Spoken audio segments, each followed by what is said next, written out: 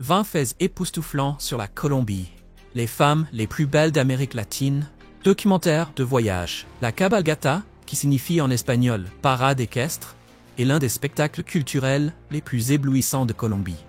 Elle se déroule lors de festivals traditionnels ou à l'occasion d'événements spéciaux dans des régions comme Medellín, Cali, Manizales, Montería et le Triangle du Café. Chaque année, des centaines de milliers de personnes se rassemblent pour voir les rues se transformer en véritables rivières vivantes de mouvement. Alors que plus de 2000 cavaliers guident leurs chevaux brillants, soigneusement toilettés, à travers les avenues de la ville. Mais ce qui électrise réellement l'événement, ce ne sont pas seulement les chevaux, c'est la présence radieuse des femmes colombiennes. Habillées de tenues audacieuses et inoubliables, corsets, shorts en jonc, bottes de cow-boy et sourires éclatants, elles montent avec élégance et magnétisme, comme des déesses modernes du Far West. La cabalgata est bien plus qu'un défilé, c'est un symbole de fierté, de patrimoine et d'amour pour la patrie. Son énergie est sauvage et irrésistible. Quand le cœur de Manizales bat au rythme des sabots galopants, quiconque a la chance de l'admirer une fois en gardera le souvenir à jamais. Alors, êtes-vous prêt à plonger dans cette atmosphère vibrante? Écrivez 1 ci-dessous et laissez-nous vous guider pas à pas pour participer au festival. Cúcuta, officiellement San José de Cúcuta, est connue comme la porte frontalière, située sur la brûlante limite entre la Colombie et le Venezuela. Cette ville est bien plus qu'un simple point de rencontre entre deux économies déséquilibrées. Elle est aussi la capitale des sentiers secrets, ou trochas, serpentant dans la jungle nocturne, où des bidons en plastique, remplis de carburant, appelés pimpinas, passent silencieusement vers la Colombie sous le couvert de l'obscurité. Des années 1990 jusqu'au début des années 2000, Cúcuta est devenu tristement célèbre, comme le foyer de la contrebande d'essence vénézuélienne à bas prix. Des vies entières se sont construites grâce aux pimpineros, des habitants dépendants de cette économie souterraine, transportant chaque nuit des dizaines de milliers de litres de carburant subventionné. Mais cela ne s'arrêtait pas au carburant. À son apogée, environ 25 000 barils par jour alimentaient un marché noir florissant. Nourriture, pièces automobiles, couches, armes, voire drogue, tout circulait à travers ces sentiers cachés, défiant toutes les tentatives de contrôle. Ici, les habitants vivent entre deux mondes. L'économie formelle, le jour, et le courant souterrain du marché noir la nuit. Promenez-vous sur la Plaza de Bolivar ou le long de l'Avenida de las Lucis et vous verrez de grandes places, des boutiques animées et des parcs vivants. Pourtant, à seulement 20 minutes de là, des lueurs vacillantes apparaissent dans la jungle tandis que des contrebandiers transportent du carburant à travers la frontière. Cúcuta est à la fois un centre de commerce légitime et la ville la plus notoire d'Amérique du Sud pour la contrebande. Les femmes colombiennes sont très fières de leur forme. Avez-vous déjà entendu l'expression « la Colombie, terre de séduction ». Ce pays d'Amérique du Sud n'est pas seulement célèbre pour son café, ses rythmes de salsa et ses villes vibrantes. Il est aussi admiré comme le berceau de certaines des plus belles femmes du monde, célébrées autant pour leur confiance et leur style que pour leur apparence. Elles sont reconnues pour leur silhouette, pleine, saine et équilibrée, qui suscite l'admiration. Même petites, leurs proportions et leur grâce les distinguent. Le visage d'une Colombienne incarne la beauté classique latine, mâchoire bien définie, grands yeux expressifs et lèvres naturellement pulpeuses. Leurs cheveux longs et soyeux, généralement brun foncé ou noir, associés à une peau claire ou dorée sans défaut, créent une harmonie irrésistible. La mode fait partie de leur identité, et elles soignent toujours leur tenue lorsqu'elles sortent. À Bogota, blouses ajustées, pantalons moulants et bottes à talons hauts transforment les rues ordinaires en véritables podiums d'élégance. Vous ne verrez pas de femmes colombiennes déambuler en short sport, t-shirt trop large ou tongs. Pourtant, même sans maquillage lourd ni marque de luxe, elles restent éblouissantes. Beaucoup conservent une jeunesse éclatante et captivante pendant des décennies, grâce à un équilibre naturel et une discipline dans les soins personnels. Leur alimentation est riche en fruits frais, le café et les jus naturels étant préférés aux sodas sucrés et les fritures limitées au minimum. Les Colombiens sont remarquablement attentifs à leur santé. Les taux de tabagisme y sont bien plus bas qu'aux États-Unis. La plupart des femmes évitent l'alcool en excès et pratiquent volontiers l'exercice physique. Comme elles prennent soin d'elles, elles attendent aussi des hommes qu'ils valorisent l'hygiène, la propreté et une fragrance agréable. Dans la culture colombienne, soigner son apparence n'est pas de la vanité, c'est un signe de respect et de charme social. Alors, si vous rêvez un jour de fréquenter une femme colombienne, souvenez-vous, une présentation soignée vous rapportera de précieux points. En avez-vous déjà rencontré une? Partagez votre histoire dans les commentaires ci-dessous. Carnaval de Barranquilla, l'explosion de couleurs de la Colombie. Le Carnaval de Barranquilla, ou Carnaval de Barranquilla, est l'un des festivals les plus éblouissants de Colombie, attirant plus d'1 million de visiteurs chaque année. Célébré durant les 4 jours qui précèdent le carême, généralement en février ou en mars, il explose de musique, de danse, de costumes élaborés et d'une fierté nationale palpable. Ici, vous serez emporté par le rythme hypnotique de la cumbia. Vous rirez avec les danseurs marimonda et leurs masques excentriques, et vous chanterez en l'honneur de la beauté de la mer des Caraïbes. Le festival débute avec la bataille des fleurs, où les chars défilent tels des jardins géants aux 1000 couleurs. Vient ensuite la grande parade, un spectacle à couper le souffle mené par les sons profonds du tambour tambora, alors que paillettes, plumes et sequins tombent comme une pluie étincelante dans une tempête carnavalesque. Les icônes traditionnelles brillent aussi, comme Maria Leona, la fougueuse fille de la campagne avec son large chapeau, ou encore Garabato, le chevalier en habit cérémonial brandissant son bâton recourbé. Au-delà du divertissement, le carnaval de Barranquilla incarne l'unité, rassemblant des personnes de tout âge, de toute classe et de toute foi, dans une même célébration. En 2003, l'UNESCO l'a proclamé chef d'œuvre du patrimoine oral et immatériel de l'humanité, en reconnaissance de sa portée culturelle. Assister à Barranquilla pendant le carnaval, c'est plonger à la fois dans un festin visuel et dans l'âme vibrante de la côte caraïbe colombienne. Un voyage inoubliable qui continue de résonner bien après que la musique se soit tue. Êtes-vous prêt à plonger dans cette explosion de couleurs? Commentez 1 si oui ou 0. Sinon, vos retours comptent énormément pour nous. Lorsque vous fermez les yeux et que vous imaginez la Colombie, que voyez-vous? Peut-être des villes animées au son de la musique, des jungles profondes cachant des mystères, ou des plages d'émeraude illuminées par un soleil doré. Mais ceux qui ont foulé cette terre vous le diront, la Colombie est encore plus époustouflante que ce que l'imagination peut créer.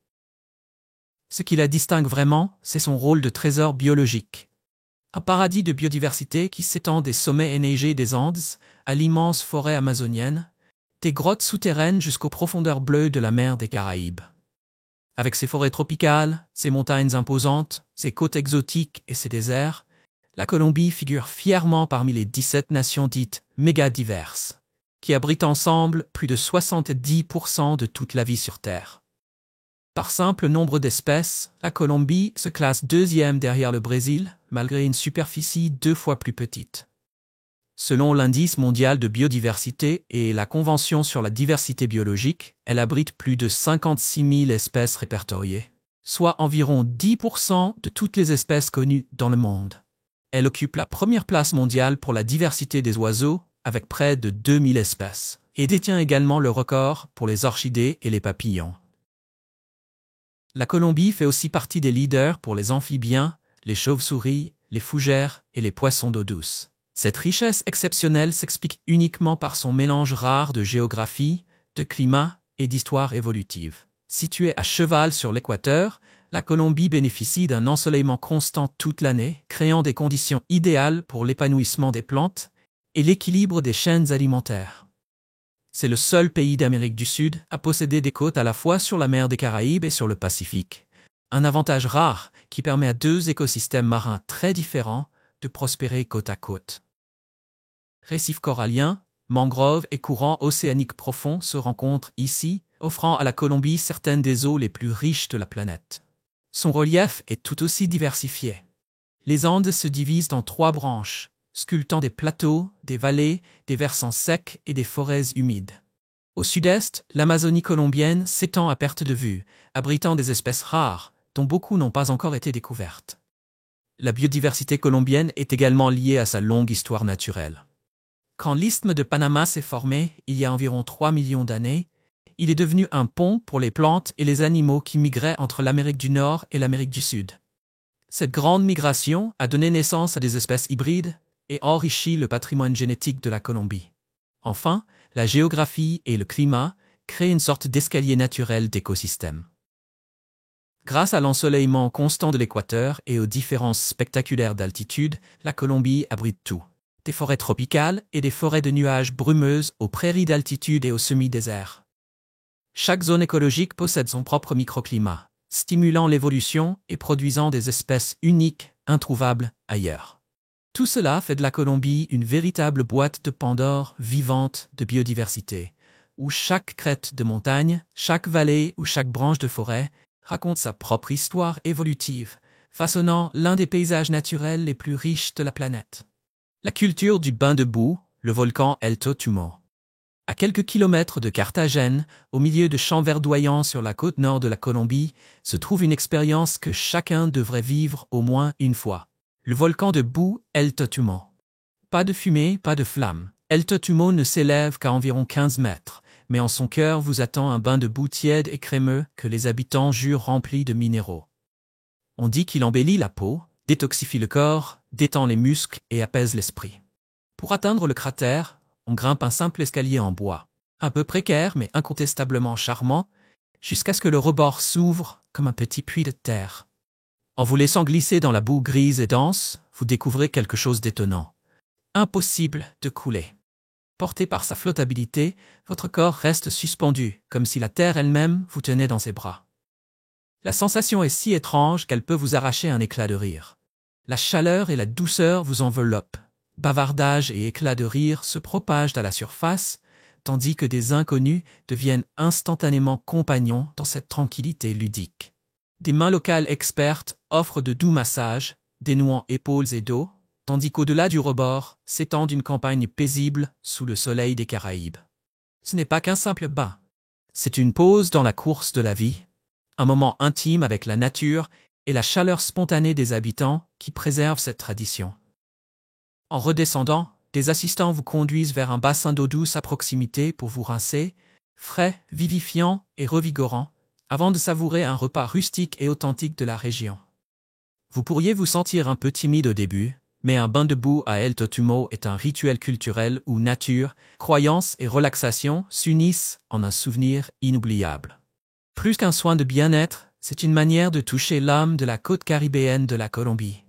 Commentez si vous aimeriez flotter au moins une fois dans la boue d'El Totumo. Medellín, de la ville la plus dangereuse du monde à un phare d'innovation. Lorsque vous contemplez Medellín aujourd'hui, vous voyez des collines couvertes d'arbres, des téléphériques glissant au-dessus des toits et des quartiers vibrants d'art et de vie. Cette ville paisible et moderne a même remporté des prix internationaux pour son innovation. Mais il y a seulement 2 décennies, Medellín était connue sous un tout autre nom, la ville la plus dangereuse du monde. En 1991, la deuxième plus grande ville de Colombie comptait en moyenne 16 morts violentes chaque jour. Des quartiers entiers vivaient dans l'ombre des trafiquants de drogue, des gangs armés et des guérillas. Au centre de cette tempête se trouvait le cartel de Medellín, dirigé par Pablo Escobar. À son apogée, ce cartel fournissait près de 80% de la cocaïne consommée aux États-Unis, transformant Medellín en épicentre d'un empire mondial de la drogue. Les chiffres donnaient le vertige. Au milieu des années 1980, les revenus annuels du cartel étaient estimés entre 22 et 26 milliards de dollars américains, presque l'équivalent de l'économie nationale de la Colombie, alors proche de 35 milliards. Tandis que les chefs du cartel vivaient dans le luxe, près de 70% des Colombiens étaient piégés sous le seuil de pauvreté. À Medellín, des dizaines de milliers de familles pauvres construisaient des maisons de fortune sur les collines abruptes, loin des écoles, des hôpitaux et de l'eau courante. Ces bidonvilles devinrent un terrain fertile pour les gangs, où pauvreté et violence s'alimentaient mutuellement. Pourtant, Medellín a refusé de rester prisonnière de ce destin. À la fin des années 1990 et au début des années 2000, une transformation remarquable a commencé. Les dirigeants de la ville, soutenus par la société civile, les entreprises et les universités, mirent en place une stratégie audacieuse. Au lieu de lutter contre la violence uniquement avec des policiers et des prisons, ils investirent dans l'inclusion urbaine. La ville construisit le système Metrocable, des téléphériques publics reliant directement les quartiers pauvres des collines au centre, réduisant les trajets de plusieurs heures à quelques minutes. Des bibliothèques, parcs, écoles et centres culturels furent implantés au cœur même de quartiers autrefois considérés comme perdus. Ce n'étaient pas que des bâtiments, c'étaient des symboles, affirmant aux habitants que la ville leur appartenait aussi. Les résultats furent spectaculaires. Des recherches du MIT et des reportages du journal The Guardian montrent que le taux d'homicide a chuté, l'indice de développement humain a progressé et les communautés autrefois dominées par les gangs sont devenues des lieux d'opportunité. L'attention internationale suivit. En 2013, le Forum urbain mondial désigna Medellín comme la ville la plus innovante du monde, surpassant New York et Tel Aviv. Aujourd'hui, Medellín est la preuve qu'il est possible de réécrire même les chapitres les plus sombres. De la domination sanglante du cartel à la reconnaissance mondiale comme centre de résilience et de créativité, la ville incarne la puissance de transformation de la Colombie. Cette métamorphose vous surprend-elle? Commentez ci-dessous, car l'histoire de Medellín n'est qu'un des nombreux faits incroyables sur la Colombie qui vous attendent encore. La Guajira, la lune de la Colombie sur Terre. La Guajira, la région la plus au nord de la Colombie, donne l'impression de poser le pied sur une autre planète. Oubliez les forêts verdoyantes ou les gratte-ciels. Ici, la terre est un désert infini de dunes rouges éclatantes, sculptées jour et nuit par le vent, jusqu'à ce que l'horizon paraisse irréel. Les voyageurs disent souvent que la Guajira ne ressemble pas à la terre, mais à un alunissage. Pourtant, ce paysage austère abrite les Wayuu, un peuple autochtone doté de sa propre langue, de traditions et d'une identité forte.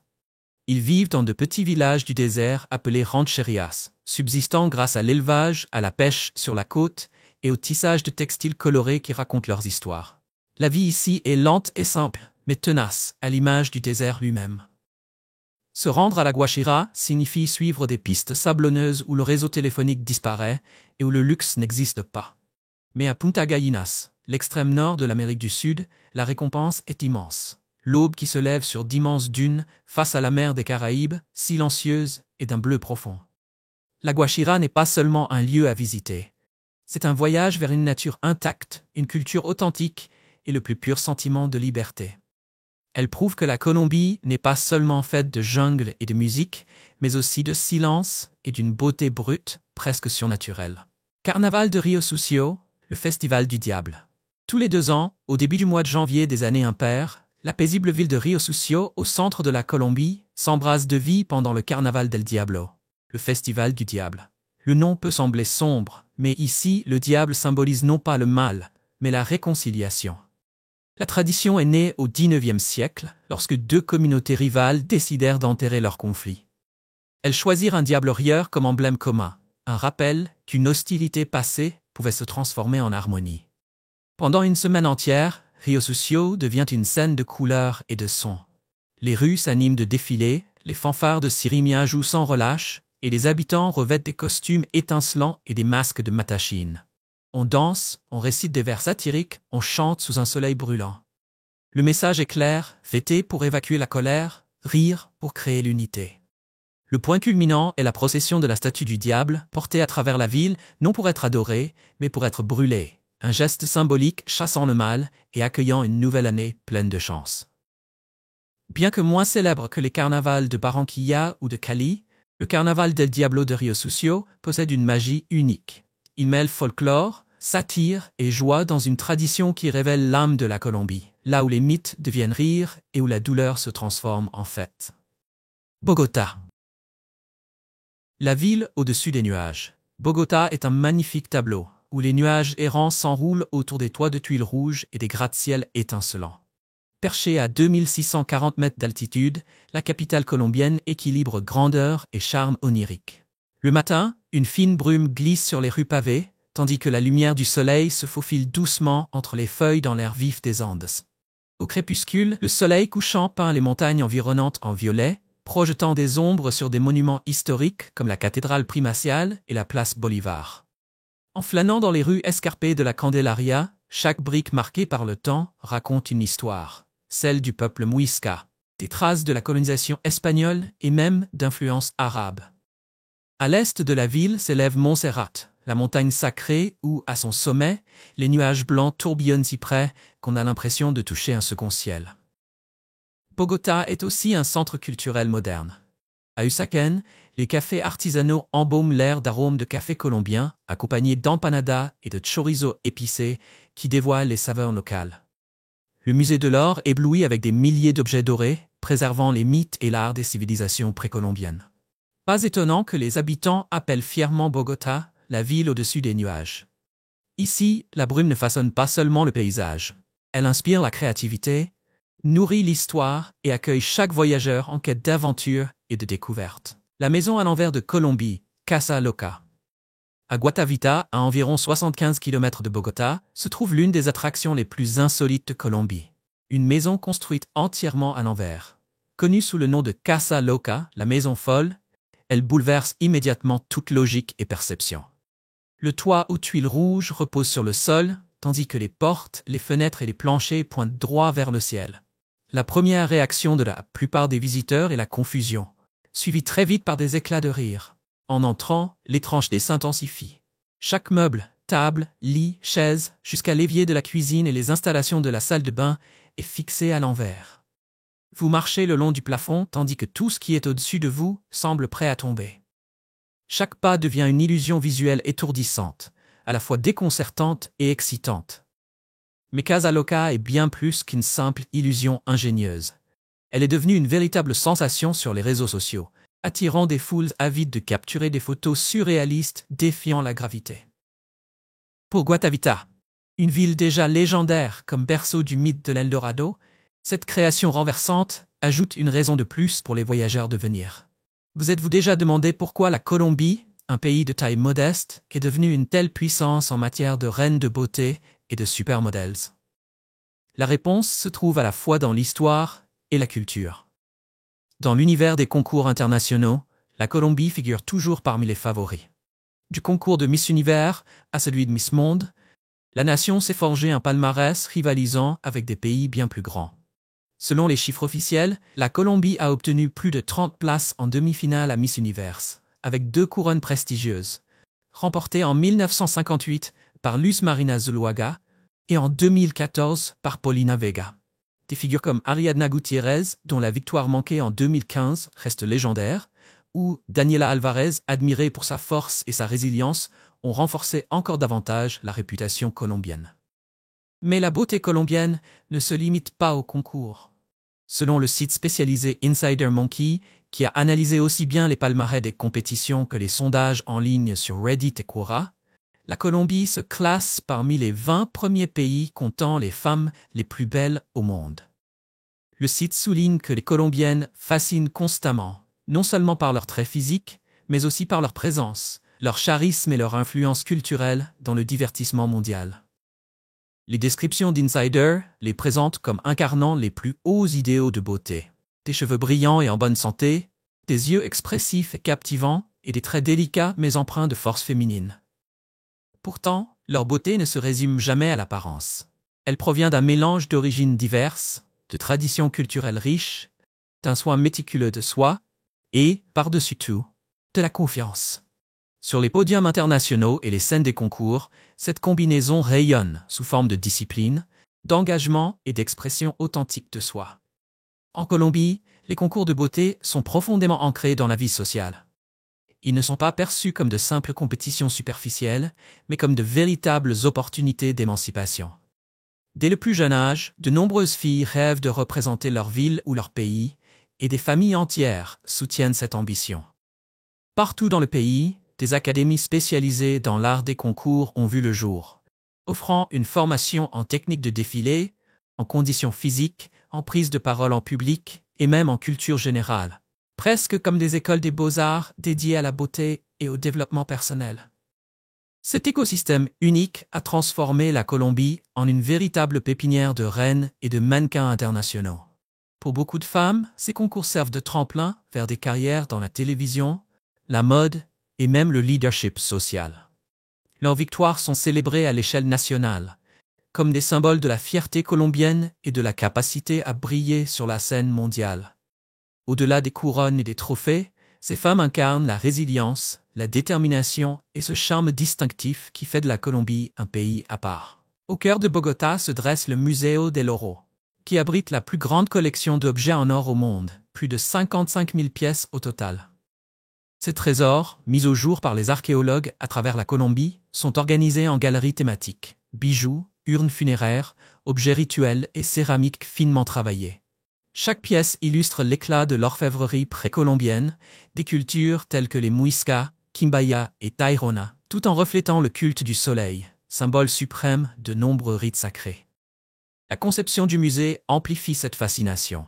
Des lumières dorées et des couloirs sinueux évoquent des vallées de trésors, plongeant les visiteurs dans une atmosphère mythique.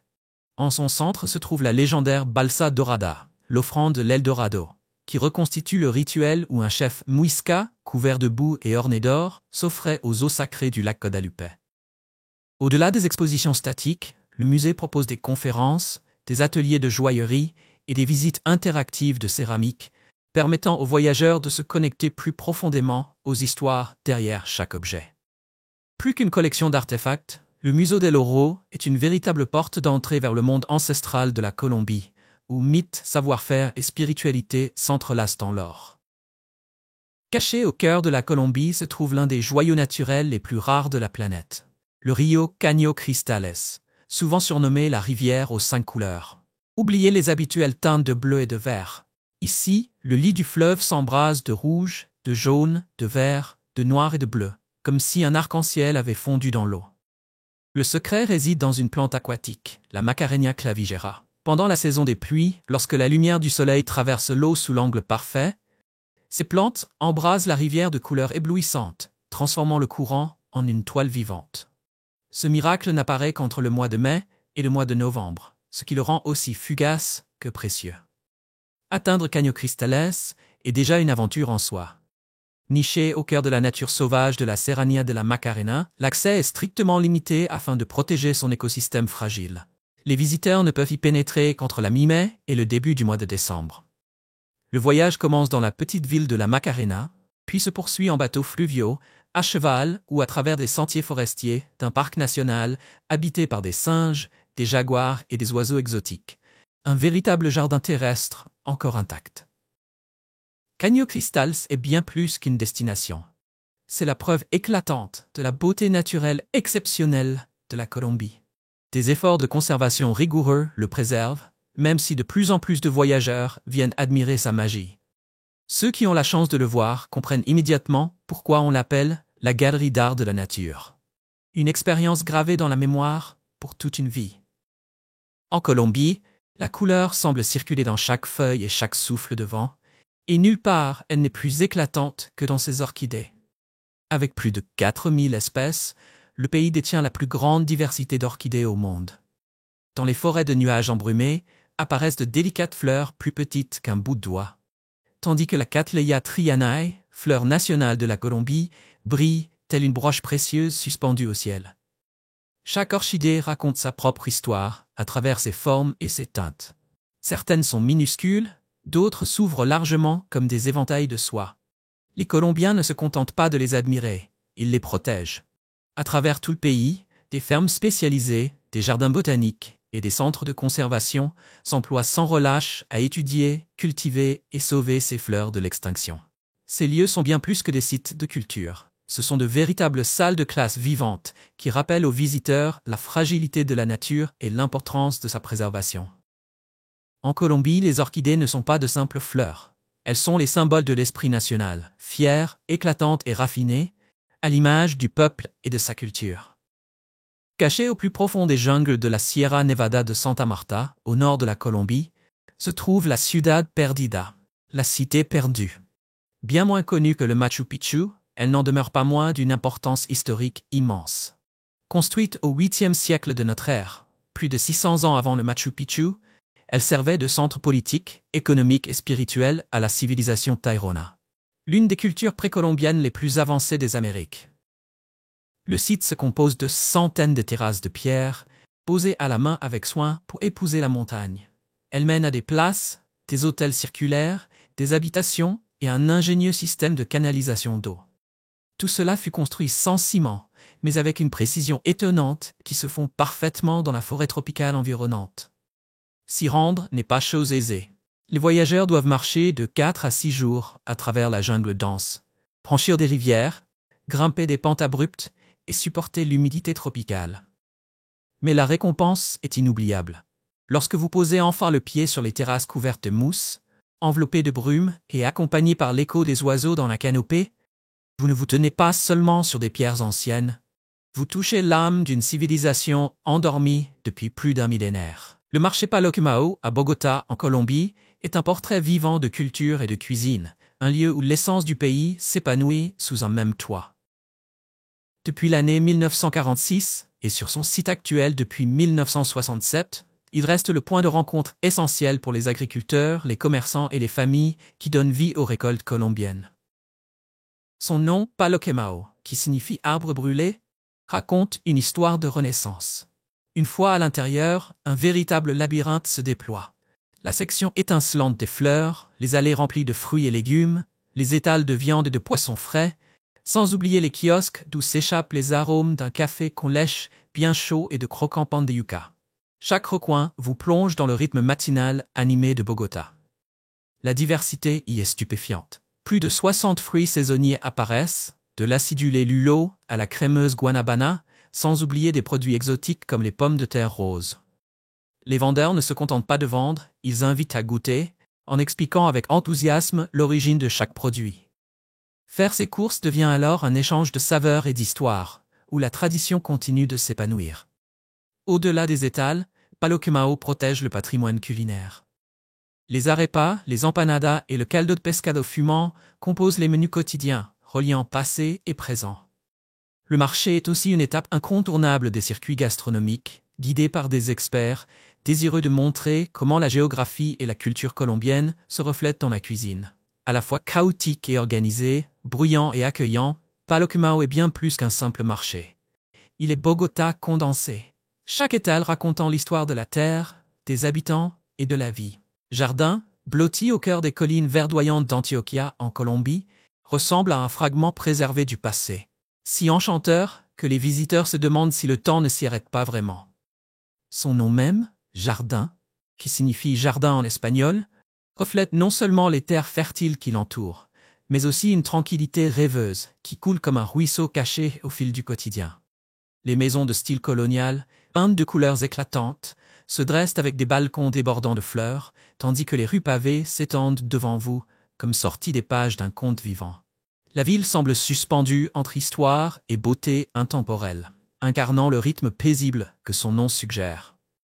Les demeures coloniales se parent de couches de peinture vive, leurs balcons alourdis de fleurs, tandis que les ruelles étroites pavées guident chaque pas avec douceur. Comme si elles invitaient les voyageurs à entrer dans un conte de fées. Au cœur de la ville, la place principale devient la scène de rituels quotidiens empreints de lenteur. Des hommes coiffés de chapeaux de cow-boy dégustent un café brûlant, des anciens se rassemblent sous les arbres pour jouer au domino, et le pas cadencé des chevaux pasofinaux résonne comme le battement patient d'une horloge, chaque son restant calme et serein. Jardin abrite également la basilique mineure de l'Immaculée Conception, une église gothique de pierre dont la silhouette imposante rayonne de majesté tout en préservant le silence comme pour protéger la quiétude du village. Ici, les gens ne viennent pas pour se presser. Ils viennent pour respirer profondément, pour s'écouter et pour redécouvrir l'art de vivre lentement, intensément et avec beauté. Jardin demeure un sanctuaire où l'histoire, la foi et la nature s'unissent pour prouver que la sérénité existe encore. Pouvez-vous croire que, cachés au sein des jungles épaisses et des méandres de l'Amazonie colombienne, vivent des dauphins roses? Aussi incroyable que cela puisse paraître, cette vision magique est bien réelle. Le dauphin rose de rivière, connu localement sous le nom de boto, est une espèce rare qui habite les fleuves Amazone et Orénoque. Leur apparence ne ressemble à aucune autre. Des becs longs et fins, des coups étonnamment souples, et une délicate teinte rosée qui s'intensifie avec l'âge et le mouvement. Cette couleur n'est pas un simple ornement, mais le fruit des années et de l'énergie qui circule sous la surface, un témoignage vivant de la vitalité du fleuve. À la différence de leurs cousins marins, les botos se sont adaptés pour naviguer dans les fourrés de mangroves et les canaux étroits. Avec leur corps fin et gracieux, ils se déplacent comme s'ils étaient nés pour danser avec le fleuve. Le folklore local ajoute une dimension mystique, les décrivant comme des esprits enchantés de la forêt tropicale, capables de se transformer en humains et sensibles à la tristesse des eaux. Ce mélange de mystère, d'intelligence et de malice en a fait des symboles légendaires de l'Amazonie. Les voyageurs peuvent parfois les apercevoir glissant le long des embarcations ou bondissant en petits groupes sous la voûte de la jungle, donnant l'impression d'un spectacle offert par la nature elle-même. Pourtant, leur beauté reste fragile. Aujourd'hui, les dauphins roses de rivière sont menacés par la pollution, la surpêche et la destruction de leur habitat. Heureusement, la Colombie a lancé des initiatives de conservation auprès des communautés riveraines pour assurer leur survie.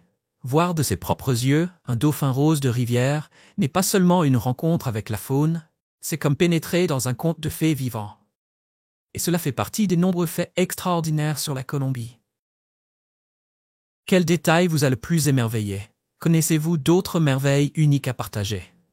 Laissez vos impressions en commentaire, nous serions ravis de les lire. J'espère que tu as aimé la vidéo d'aujourd'hui. Si c'est le cas, n'oublie pas de cliquer sur le bouton j'aime et de t'abonner à la chaîne pour ne pas manquer les prochaines vidéos passionnantes. Ton soutien nous aide à continuer à créer du contenu encore meilleur. Assure-toi de regarder la prochaine vidéo qui apparaît à l'écran, je suis sûr que tu vas l'adorer. N'oublie pas de laisser un commentaire sur le pays que tu aimerais que nous explorions prochainement. Merci beaucoup d'avoir regardé et à très bientôt dans la prochaine vidéo.